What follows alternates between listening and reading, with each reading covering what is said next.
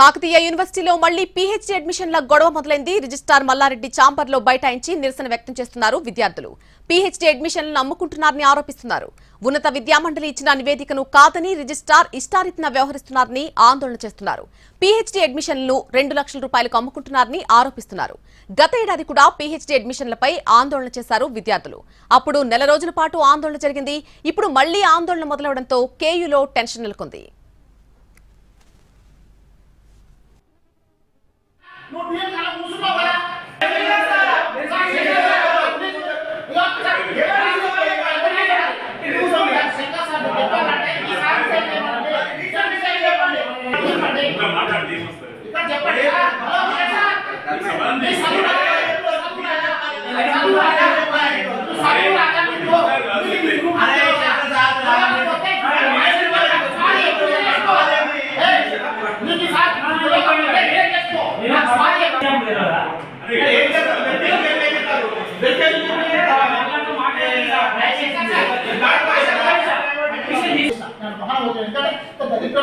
ఎవరికి చదువు రాదు, తెలుగు రాదు, కష్టాలు తప్పేమని అనుకున్నాను. ఒక భాస్కర్ పేరు కడితే